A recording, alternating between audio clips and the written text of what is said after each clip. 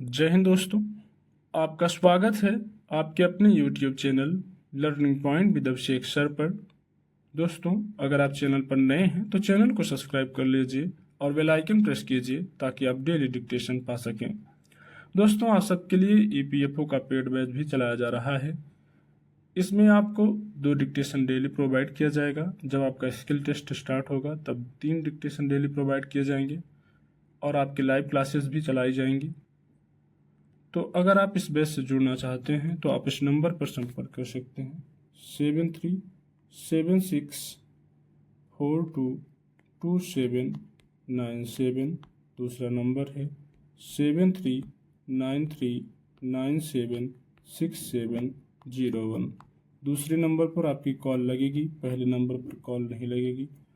तो अगर ज़रूरी हो तो आप हमें कॉल करके भी संपर्क कर सकते हैं। आपका ये बैच स्टार्ट होगा 1 तारीख से, मतलब 1 अगस्त से। आपकी डिक्टेशन शुरू होगी 5 सेकंड बाद।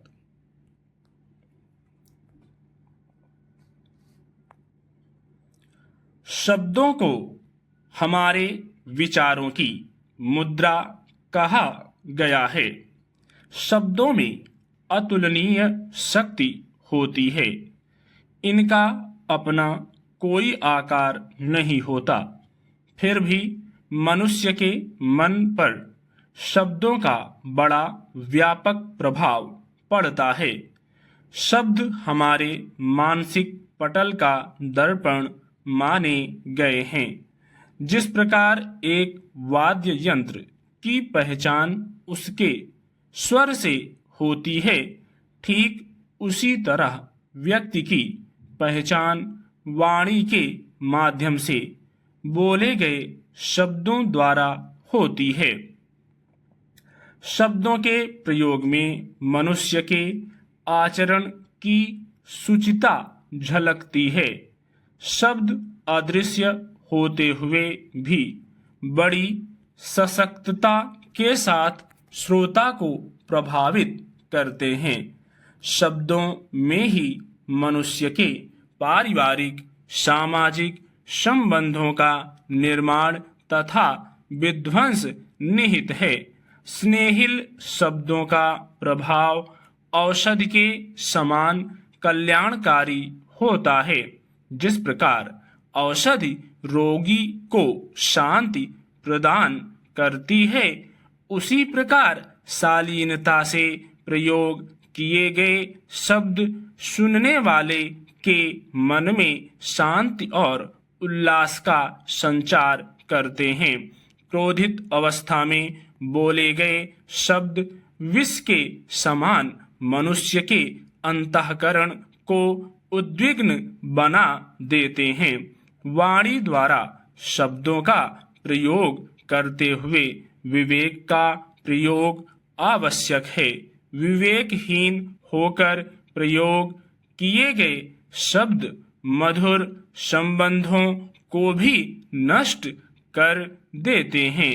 मनुष्य के मन में उतरना तथा मन से उतरना शब्दों के प्रयोग पर ही निर्भर करता है।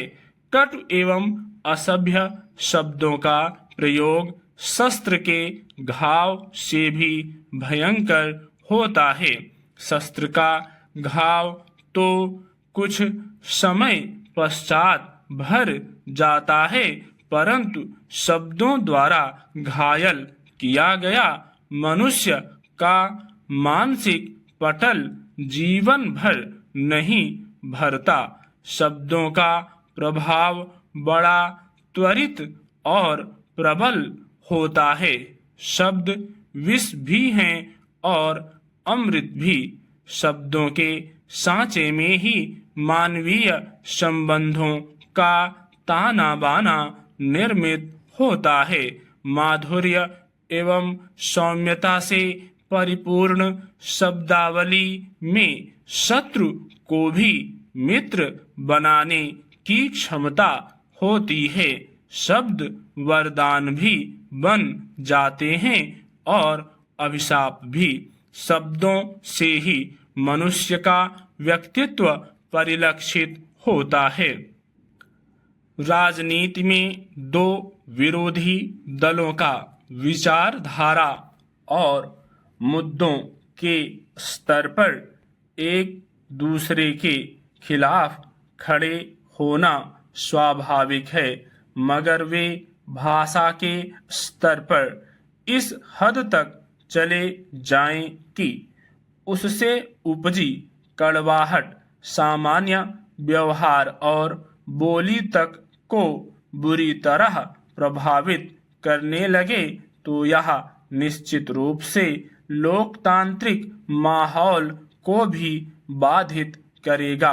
पिछले कुछ वर्षों से हमारे देश की राजनीति में ऐसा माहौल बन रहा है जिसमें प्रतिद्वंद्वी दलों में मुद्दों पर उठी बात को उचित संदर्भ में देख समझ कर एक परिपक्व राय या प्रतिक्रिया देने के बजाय दोनों पक्षों के समर्थक आपस में दुश्मन की तरह पेश आने लगते हैं। स्टॉप।